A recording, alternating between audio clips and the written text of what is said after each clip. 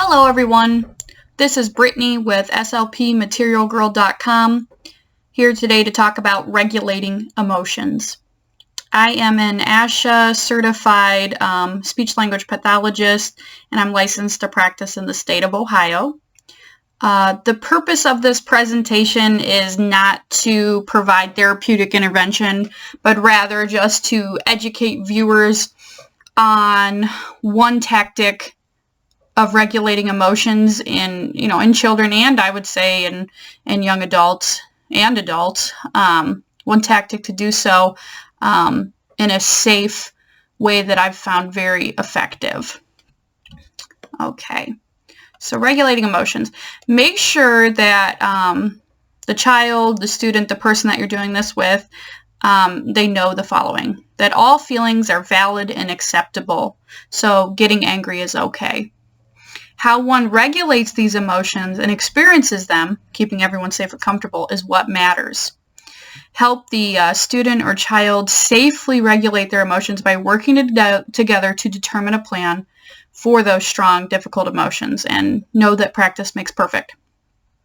You want to do this when you and the child are both in a calm, good state of mind. You've got your thinking caps on and you can work together. You don't want to do this in the heat of the moment during the quote-unquote meltdown. So, I digress. Edit this document as needed. So you may, and I'll explain more in a moment, you may try something and it doesn't work out. Try a different approach. Try a different tactic. This is a pretty liquid document. But what this document, even though it is liquid and you can change it, what it does is it's very simple, but it provides a concrete structure to enable success. And then once you have a good working chart, you want to post it in multiple areas. So let's say you're doing this with your child at home. You're going to want to post it in the bedroom, the living room, or on the fridge. Let's say you're doing this in therapy. You're going to want to post it, maybe on the table, and then also maybe on the door of the therapy room, or even, in the classroom. Maybe the teacher has a copy, the student has a small copy inside their desk. Multiple areas so that you guys can access it easily without having to search for it. I think the biggest one is at home. Like, you want it in multiple rooms in the home. This is definitely, if you're an SLP, you want to collaborate with the family. You want to collaborate with the people that the child or student communicates with most, their most frequent communication partner. They're the ones that are going to promote carryover. They're the ones that are going to make this succeed. And you may ask, why is this important, emotional regulation? You cannot, you can't do therapy, or you can't learn, or you can't do really anything if you're unable to focus. And can a child focus while they're having a temper tantrum? I would say no. So this is a tool to help bring the child back down using these concrete guidelines that you'll set out. So I have an example, but before we go over the example, I want to show you the different boards. We have the at-home board, the at school, in therapy, and then just a blank one. There we go. So let's take a look at this. Let's start with at home. So you could put the student's name or the child's name. I think I use the name Susan. So Susan at home. The first thing you want to do is ask the child, how do they feel on a scale of 1 to 5? 1 means calm and happy. 2 means feeling okay. 3, I'm a little upset. 4, I'm getting angry. And 5, I'm going to explode. And then what can you do? What can you do, or what can the student do, or what can the student do with you to bring them back down to a 2 or a 1? Because a 2 or a 1 is the happy place. Okay, so let's look at my example. Let's say this imaginary student, Susan, and I developed this plan. So when she is just feeling okay, what's something that can make her even bring her closer to a 1? Well, she can play a game. She can hug mom or grandma. She can watch a cartoon. So she's just feeling okay. She's calm. Well, she's almost calm. She's just feeling okay. But we want to get her nice and calm and happy and having a good time. So those are 3 things we can do to bring her from a 2 to a 1. Excuse me. What about if Susan is feeling a little upset? So through collaboration with Susan, we talked about it. And let's say I suggested, well, why don't you take a deep breath and count to 10 slowly? She says, okay, we'll try that. That sounds like a good thing to do if I'm feeling a little upset. What's something that could make Susan a little upset? Maybe she doesn't get her mom's cell phone. Her mom has set times that, Susan is only allowed to play on her cell phone for 15 minutes, let's say 3 times a day. I don't know. Everybody's different. All parents are different. She has some sort of set schedule. It's probably a little more than that, but you know what I mean. Okay, so she's already burned through her 3 15-minute segments and she doesn't get to play on mom's cell phone. That's making her a little upset. She's not full-blown angry or going to explode, but she's a little upset. What's something she can do? She can take that deep breath and count to 10 slowly. She can sit on her favorite chair with her soft kitten blanket. Let's say Susan likes that tactile stimulation. She likes to, caress her soft kitty blanket. She can also tell mom, 1 minute please, and use that thinking time. So let's say there's a really good reason that Susan needs that cell phone.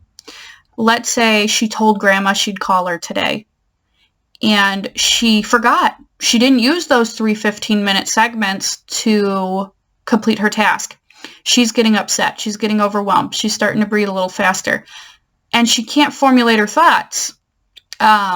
She wants to tell mom, well, I told grandma I'd call her. But instead of saying it like that, say 1 minute, please, and use the thinking time to figure out how she's going to say this. So she takes her 10 breaths.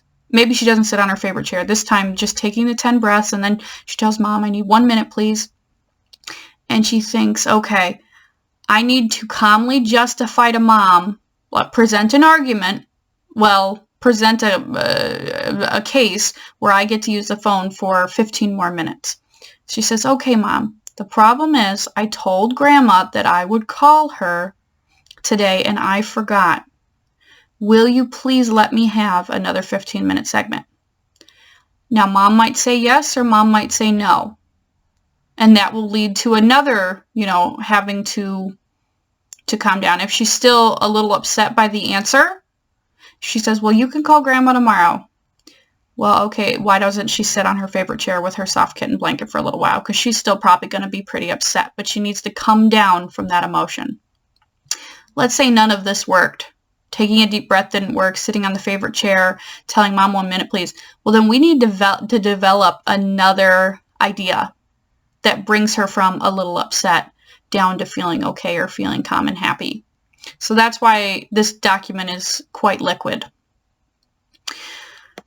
Okay, here's I'm getting angry. So this is a level up from I'm a little upset, which could also be I'm a little nervous. Like that feeling where your heart's racing, you're a little upset, you're getting upset, you're heading toward anger. Let this hypothetical student, Susan, and I, we developed that she could take a nap by choice. This is not a punishment. I'm not telling her, go take a nap. This is instead, she's choosing to go lay in her bed with her blanket, maybe her favorite toy, maybe she's got some sort of handheld game that she can play. Go take a nap. So go lay in a quiet area and relax. But this is not meant as a punishment. This is meant as regulating emotions. Swing on the tire swing if the weather allows it, or play a computer game. If she's angry, if Susan's angry, I mean, you can almost guarantee by the time she's completely done playing that computer game level or a couple levels, she's gonna be out of it. The emotions have regulated down by that point. This is all easier said than done. Anyone with a child who has difficulty regulating their emotions knows. But I'm going to go into an example where this was highly successful with a child I was working with. But here's Susan again. I'm going to explode. Yell into a pillow. maybe even hit the pillow, punch the pillow safely in her room. 15 minutes of quiet time in room playing with toys. This is not a punishment. Susan has to choose. Which one do you want to do, Susan? Yell into a pillow, 15 minutes quiet time, or jump on the trampoline? Let Susan choose. Let her have the power of choice. Because if you take that choice away from her, it's going to escalate the situation more. So she chooses, I want to jump on my trampoline. So she goes and jumps for 10 minutes or whatever. You can do an outline time, or just jumps until she feels better. She comes back and she's a little out of breath, and she says, okay, I'm closer to a 3. I'm feeling like a 3. Okay, so let's get you down to a 2 or a 1. This chart is not going to solve the problem, but what it's going to do is get the headspace of the child into a place, in theory, into a place where calm discussion is possible. I had a child who was positively identified as having, I believe, autism spectrum disorder. And she loved the routine of this. She, after a couple weeks of using this, she had memorized. She wasn't at the level where she could read "What can I do?" on her own, but she memorized what they were in the end after repetition. So she said to me, I'm at a 3. I'm feeling a little nervous. I'm feeling a little upset. I said, well, what do you want to do? And she says, well, I want to sit on my favorite chair and with my soft kitten blanket, let's say. And she was able to self-regulate with lots of practice. Now, until she got the hang of it, I had to read the steps to her, or Grandma had to read the steps to her. But, practice makes perfect. And it really seemed to help. She would go into these episodes where she would swear. I mean, she was a little lady, but she would swear uncontrollably. So obviously she had heard these words somewhere, and she would get very upset, and she would say these swear words. We wanted her to vent in a different way. We wanted her to vent in a safer, healthier way, a way that's not going to get her in trouble at school. So that's why we implemented this system. I really like this. It's so simple that it doesn't look like it would do anything, but it really does. I've really enjoyed using it. I've even, the scientist in me has tried it on myself. When my husband and I have an argument that we can't get past, we're really at an impasse. What do we do? My solution is to go in the kitchen and clean up for a little bit. Go wipe down the counters, go see if there's any dishes that need rinsed. And just walking away for those 5 minutes and doing that, we are no longer, at each other's throats. I come back, we calmly both say what we have to say, and we can get through it. I'm sure a lot of couples experience something like that, or experience something with their children. So here's the main take home. The child has to have input on what can I do.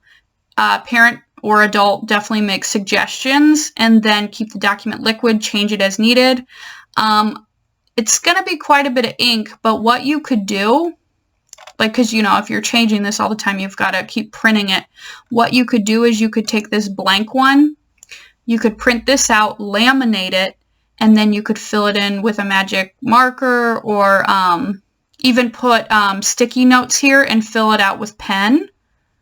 And then when the document becomes more permanent, type it in and then print it.